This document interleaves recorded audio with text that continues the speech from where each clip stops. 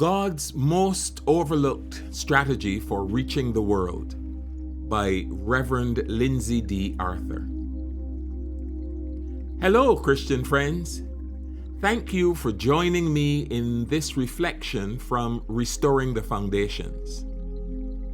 Over the years, the church has invested enormous time, energy, creativity, and resources into finding new ways to reach people for Jesus Christ. We've organized prayer walks, open-air services, church barbecues and fish fries, water, bread, and food hamper distribution, boots on the ground initiatives, concerts, and countless other outreach programs. Please don't misunderstand me. Many of these ministries have genuine value. They express compassion. They meet practical needs. They often create meaningful opportunities to connect with people who might never otherwise enter a church.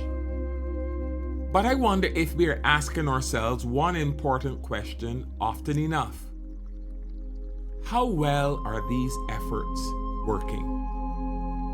Can we honestly say that our churches are experiencing what we read about in Acts 2, where the Lord added to their number daily those who were being saved?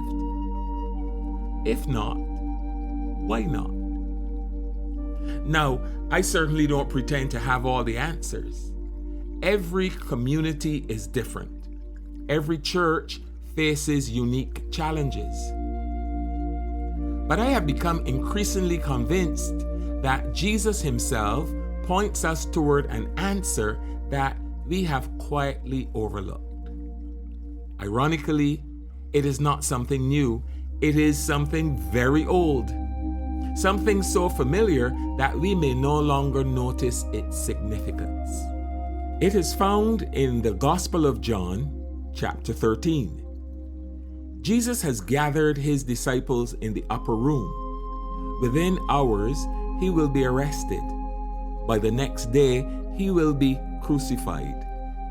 These are among his final moments with his disciples, who will soon become his church. Think about that for a moment. If you knew your earthly ministry would end within hours, what final instructions would you leave? Would you explain how to organize the church? Would you establish committees? Would you outline an evangelism strategy?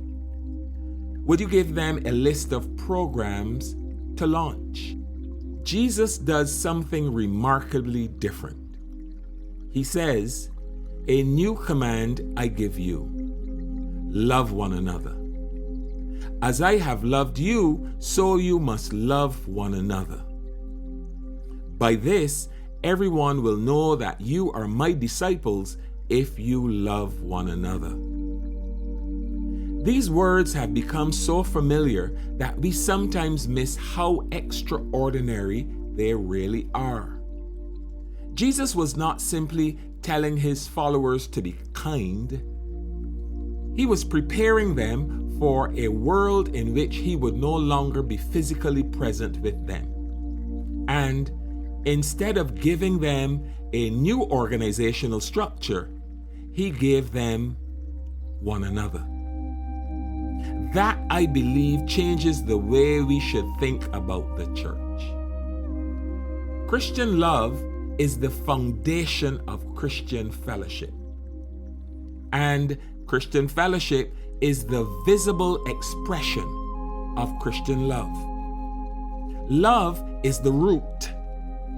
Fellowship is the fruit. You cannot have genuine Christian fellowship without Christ-like love. And where Christ-like love exists, fellowship begins to flourish naturally. Then Jesus says something even more remarkable. By this, everyone will know that you are my disciples. Notice what he does not say. He does not say, by your buildings, He does not say, by your preaching. He does not say, by your programs. As important as these things may be, they are not the evidence Jesus points the world toward. The evidence is our love for one another. Perhaps this is God's most overlooked strategy for evangelism. Perhaps it is His public evidence that the gospel truly changes people. After all, anyone can organize an event. Anyone can advertise a program. But only the transforming grace of Jesus Christ can create a community where people genuinely love one another across differences of personality, background, age, culture, and social status. That kind of fellowship causes people to stop and ask, what is happening among those people? The answer, of course, is Jesus Christ Himself. This brings us to another important question. What exactly is Christian fellowship? Many people think fellowship simply means attending church together. But the New Testament presents a much richer picture. The word koinonia speaks of shared participation, shared life, shared grace, shared mission, shared burdens.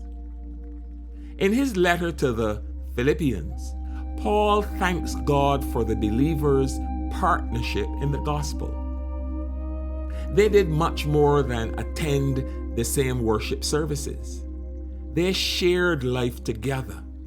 They stood beside Paul during his difficult days. They prayed for him. They supported him. They suffered with him. That is fellowship. The early church in Acts 2 lived this way as well. They devoted themselves to the apostles' teaching, to fellowship, to breaking bread together, and to prayer. They shared their possessions. They cared for one another's needs. They worshiped together. They ate together. They lived together as the family of God. Perhaps we need to recover that vision, because a church can be full every Sunday morning and still fall short of biblical fellowship. We may share the same building without sharing the same life. We may know each other's names without knowing each other's burdens. We may exchange greetings every week while quietly carrying loneliness, disappointment, grief, fear, or discouragement all by ourselves.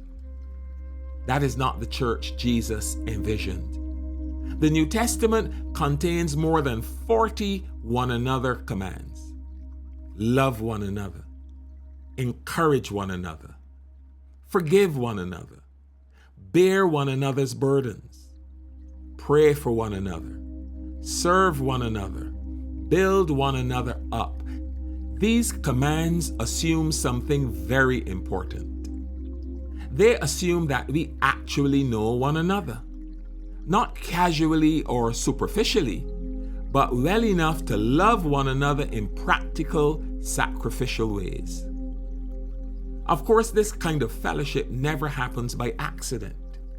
Just as a healthy marriage requires intentional investment, so does a healthy church. Every conversation contributes to the culture of the church. Every act of kindness strengthens it. Every word of encouragement builds it. Every act of forgiveness protects it. Every believer helps create the kind of church that others experience. Which means each of us should probably ask a different question. Instead of asking, what is my church doing for me? Perhaps we should ask, What kind of church am I helping Christ build?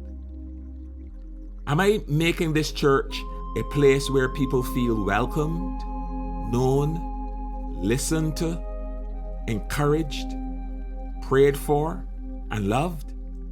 Because when we do, something beautiful begins to happen. The world sees something it cannot explain. It sees the reconciling power of the gospel. It sees ordinary people loving one another in extraordinary ways. It catches a glimpse of Jesus himself. Perhaps that is why Jesus says, "By this, everyone will know that you are my disciples." So, before we spend all our energy searching for the church's next great outreach program, perhaps we should rediscover the outreach strategy Jesus already gave us. Love one another. Not occasionally, not when it is easy, but as Christ has loved us. That kind of love creates genuine fellowship, which becomes one of the clearest witnesses the church can offer to a watching world. So, today, let me leave you with 3 simple questions. Am I obeying Christ's command to love my fellow believers as he has loved me? Am I merely sharing the same worship space with other Christians? Or am I truly sharing my life with them? What can I do this week to help build the kind of church Jesus desires? As we seek to rediscover Christian fellowship, I pray that we also rediscover one of God's most powerful tools for drawing people to his Son: love. Until next time, Christian friends, may God's grace teach us not only to believe the gospel, but to live it together. God bless you.